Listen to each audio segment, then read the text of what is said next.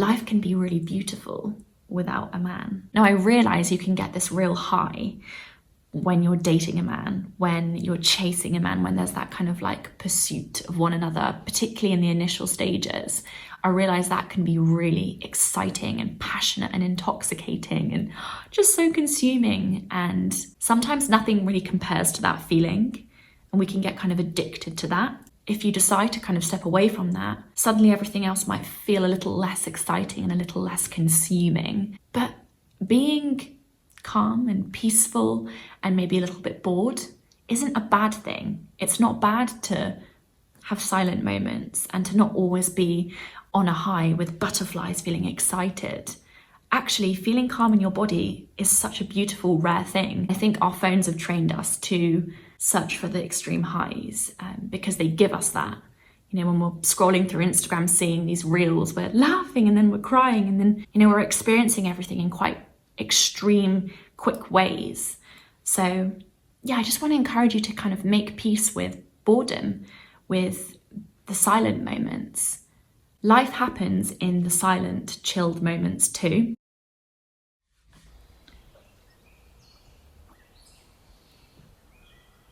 Come and sit down, lie down, relax, take a deep breath.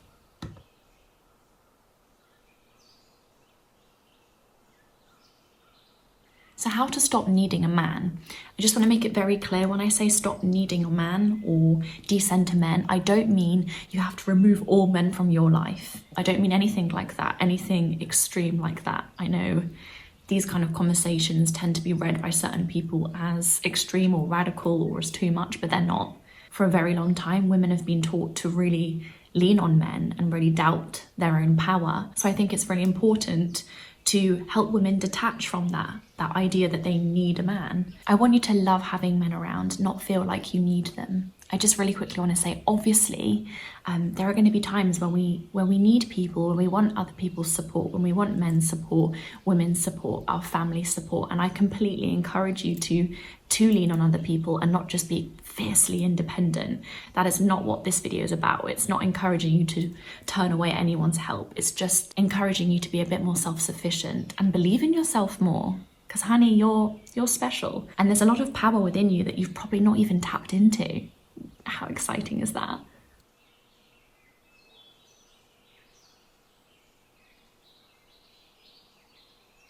Okay, my lovely, if the idea of having financial security means that you end up tied to a man that you don't really like or love, or means that you obsess over getting into a relationship with a man and having a man to support you, I want to encourage you to remind yourself that you can make money of your own. I've always known, but I don't think I ever really contemplated how money can lead to our liberation as women, how empowering having our own money can be. Money is a feminist issue.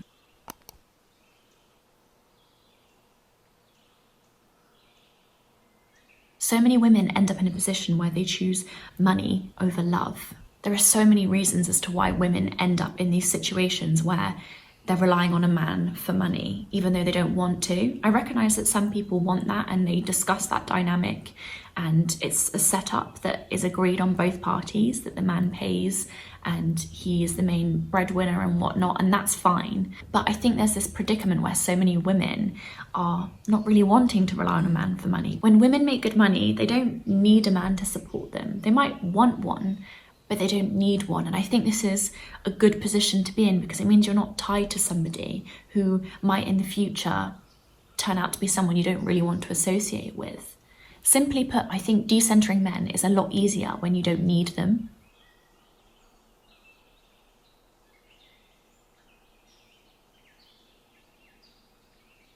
You can focus on your needs, your friendships, your independent life, doing the things that you love if you have money. Sadly, because of how the world is set up at the moment in this kind of capitalist society, we need money. Money enables us to pursue happiness, to pursue health, to pursue the things that we want to do.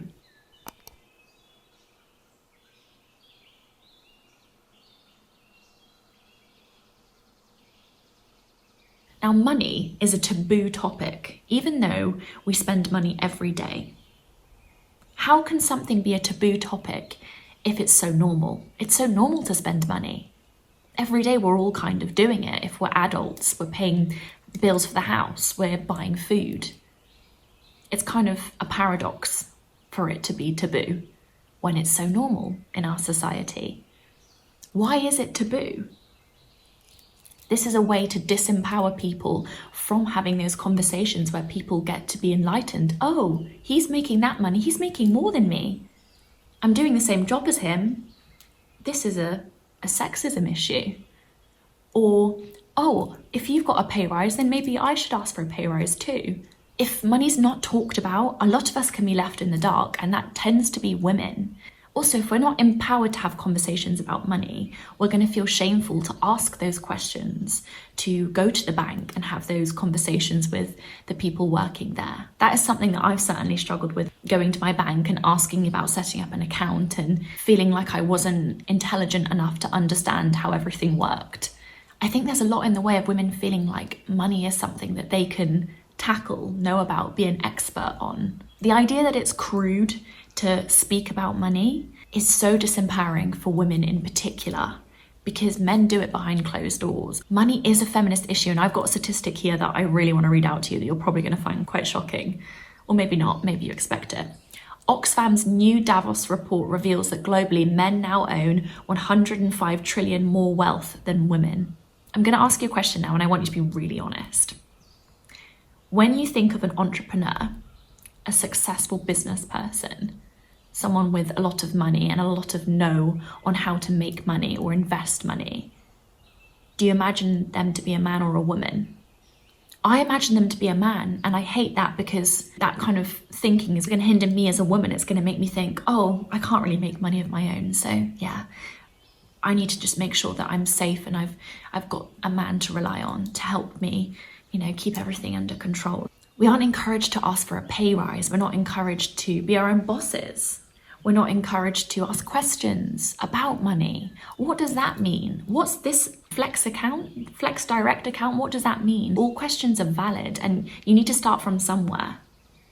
You might be a beginner at how to invest right now, but you can become an expert, but you need to be brave enough to ask the questions. And I get why a lot of us aren't brave enough, why I haven't been brave enough, and I forgive myself for not asking the questions that I wanted to ask, because there's a lot of judgment around women and money.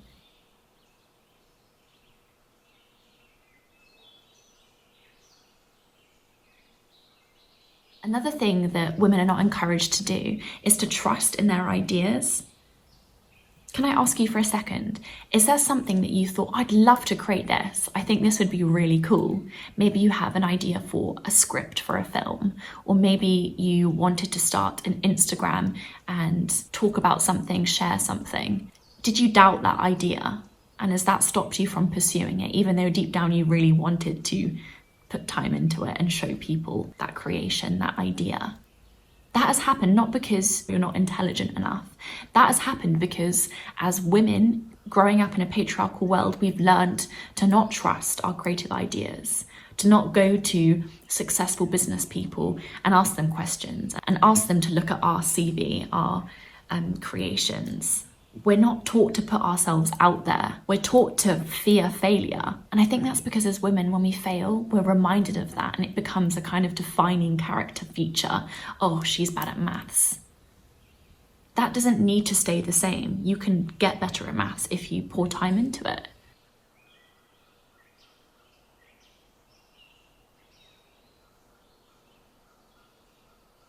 I've noticed after editing quite a lot of my videos that I'm talking about patriarchal capitalism a lot. I'm using that term a lot. But I think it's because it's at the root of so many issues in the world right now. Even the climate disaster. Women aren't taking up those higher positions in the workforce because of patriarchy, because women aren't taken seriously. And because of the capitalistic system that we're in, you need money to have influence on the world. And women have less money than men because they're not getting the higher up jobs. You see how it's this kind of vicious cycle? I really believe if women had more of a say on how the world was run, the world would be very different. And I think quite a lot of pain could have been avoided. There's just such an imbalance of female perspectives to male perspectives. Anyway, while this all sounds so negative, the most disempowering thing is thinking it's your fault, that you're just really dumb and you're not intelligent enough, and that's why you're not making money, that's why you're bad at maths, you're so dumb and you're alone. But you're not alone. That's just what the world or society or patriarchy or those greedy white male CEOs want you to think. They want you to think that it's just you that's incapable. But it's on a societal level that women are feeling this. It's not that you're not good enough. It's that you've been taught that you're not good enough. But now you know that's not the case. So now you're in a place of power, because knowledge is power. You know that this exists. Therefore, you can go against what you're told, that money's taboo and you don't talk about it. And it's not a thing to do for women to invest money. Don't listen to that. Talk about money with your friends, with your parents. Spend time looking into resources that educate you on money. Also, just remind yourself that you can make money, that your ideas are powerful. And if there's something that you want to create, something you want to do, you should do it. And I believe in you. There is such a lack of female creations in the world that are being truly amplified and put out there on a big scale. Women's creations, because of the nature of our world, are unique. We've heard so much from men, but so little from women. And I just think there's so much untapped potential. And there's such a hunger for women's stories, women's creations, women's ideas. So please believe in the power that you have to do something in this world, change the world, make money. You can make money as a woman. I know there are 100% barriers in place. That glass ceiling exists. However, the thing that really blocks you from reaching your full potential is thinking that you're just alone and you're stupid and money is something that your little brain just can't contemplate. That is rubbish. I really encourage you to talk to your bank, to ask questions about money, to research, and to remind yourself that you are capable. You're capable of understanding money, of understanding investing.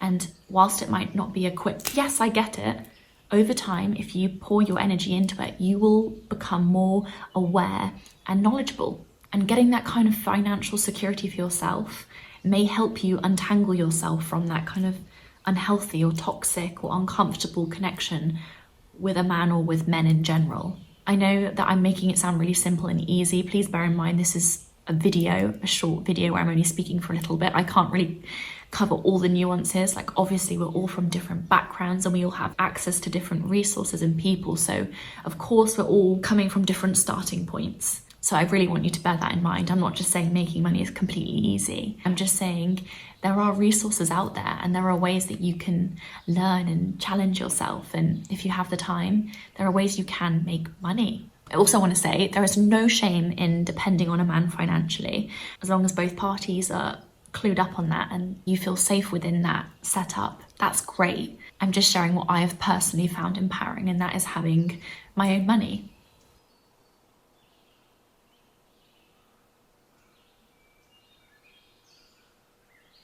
Okay, my second way to descend to men might seem obvious to begin with, but bear with me. Find satisfaction and joy and validation outside of your connection to men. I think as women, we can put men's needs before us, above our own needs. And that can mean that we kind of lose sight of our identity, of our own hobbies and passions when we're with a man or when we're pursuing a man.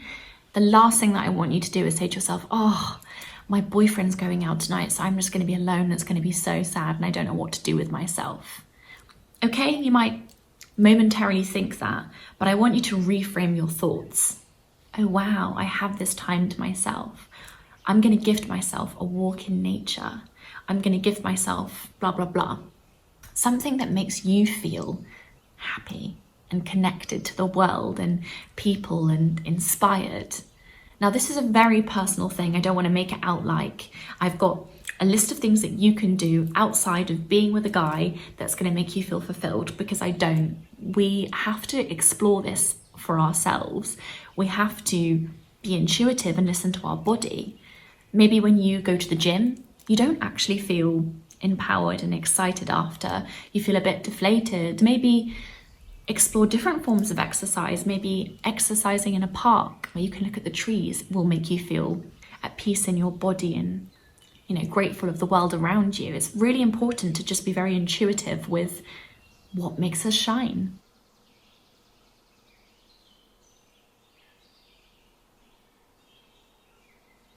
Feeling connected to the world and yourself and feeling grateful and love doesn't need to come from being taken out by a man.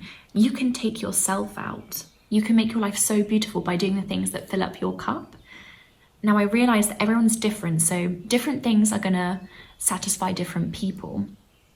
I am a nature lover, but you might not be. So going for a walk in nature might not make you feel connected to yourself. Or maybe you particularly like going for a walk in the woods as opposed to in a field or by a lake. We're all different, and different things kind of make us feel good in our bodies. Don't give so much weight to what everyone on social media is telling you to do to feel good. Rather listen to your body more. Someone might be telling you to go and skip for an hour because that's going to make you feel really alive in your body. That might just exhaust you and make you feel actually disconnected from your body. It's so important to listen to what your body tells you. Yeah, this feels good. I feel lighter after doing this. So I really encourage you to create a list of heavenly activities. That's what I'm going to call it. A list of things that you can do, whether a man's around or not, to satisfy yourself. I'm going to give you a couple of my examples, but please bear in mind what makes me feel good might not resonate with you. I really encourage you to just think back to the times when you've felt really good and kind of notice what you were doing. But yeah, one thing that I love doing that I've only really recently discovered is going and hand-picking flowers from a field. I love how creative it is to kind of make your own little bouquet out of the things around you in a field. It makes me feel really peaceful and calm, but it also makes me feel like I'm really satisfying that kind of creative urge that I constantly have, to be honest. So yeah, that makes me really happy, and you can probably tell because I'm beaming after talking about it. Another thing that I love to do is I love to go for picnics. You'll see there's a running theme. I love being out in nature. I love going for walks and listening to music by women with particularly quite like soft tones. I also really love watching films, and I don't usually encourage people to go and consume more media because I think we spend a lot of time glued to screens, but for me, watching a film hits different to a TV show. Like watching a film really feels like I get intellectually stimulated. Obviously it has to be the right film. Usually I try to watch films that are by women or gender non-conforming individuals, or just people that have a bit of a different perspective than, the average Hollywood gun, car chase, beautiful blonde woman. But yeah, films really make me feel alive and really happy. To me, it feels like a good use of my time watching a really good film, but that might not resonate with you. I'm encouraging you to do these kind of heavenly activities because I want you to remind yourself, or tell yourself, maybe you've never really realized this, that life can be really beautiful without a man. Now, I realize you can get this real high when you're dating a man, when you're chasing a man, when there's that kind of like pursuit of one another, particularly in the initial stages. I realize that can be really exciting and passionate and intoxicating and just so consuming. And sometimes nothing really compares to that feeling, and we can get kind of addicted to that. If you decide to kind of step away from that, suddenly everything else might feel a little less exciting and a little less consuming. But being calm and peaceful and maybe a little bit bored isn't a bad thing. It's not bad to have silent moments and to not always be on a high with butterflies, feeling excited. Actually, feeling calm in your body is such a beautiful, rare thing, I think, for many of us women. I know that being asked out by a guy and going on a date can be really exciting and can really get your adrenaline going, and picking flowers in a field might not make you feel that rush as much. But I think we need to actually move away from trying to feel that rush and that serious high, because that's going to make us feel so exhausted and mean that we don't really have much energy in our days. If we're constantly looking for that extreme high and that rush, we're not really going to be able to enjoy more simple moments. And I think our phones have trained us to search for the extreme highs because they give us that. When we're scrolling through Instagram, seeing these reels, we're laughing and then we're crying, and then, we're experiencing everything in quite extreme, quick ways. So yeah, I just want to encourage you to kind of make peace with boredom, with the silent moments. Life happens in the silent, chilled moments too.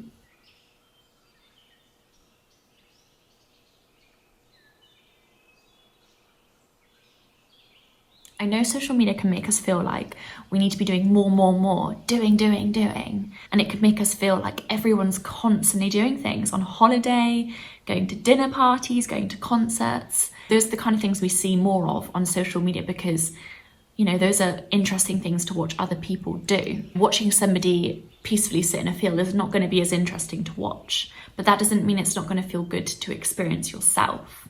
So please tell yourself that calm, still moments are a part of life too, and they're a valuable part. You might experience boredom more often if you're not chasing men and going on all these dates, but boredom can be a real gift for the body. It can help our nervous system calm down, and that can mean we feel more peaceful in our existence, less insecure. And actually, a lot of my most powerful creative moments have stemmed from me being silent and a little bit bored.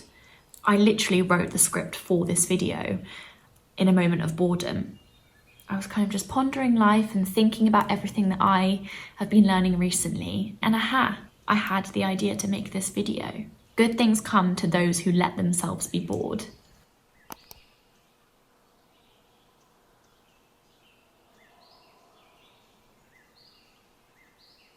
So please reaffirm to yourself, my lovely, that you're not wasting your life if you're not constantly on these dates and partying and drinking and doing all these very exciting, active things. Please remind yourself that life is happening when you're sat staring out the window, listening to the birds. Maybe you'll process an emotion in that silent moment. Maybe you'll just admire nature and be really immersed in that feeling of gratitude, which is such a pleasure to feel. And it's so much easier to feel grateful when you slow down. I realise this isn't actually a lot like my other Decentering Men videos. For those of you that haven't watched my other ones, I've got quite a few, and I give slightly different advice to this one, but I just felt very cool to share this with you because these have been some quite empowering revelations for me. Also, on a side note, I've just read Lessons in Chemistry, and I found that it's really helped me believe in myself, believe in my ideas, want to advocate more for myself, because the main character is such a strong woman and really inspiring. So if you want a fiction book that's going to give you that nudge to ask for more for yourself and believe in yourself more, particularly career-wise, I really recommend reading Lessons in Chemistry. It's a really good book. And apparently there's a TV show, which I'm really excited to watch. Might watch that tonight, actually. Thank you so much for watching. And also, if you want to connect with me, I have a program for women. My email's in the description box.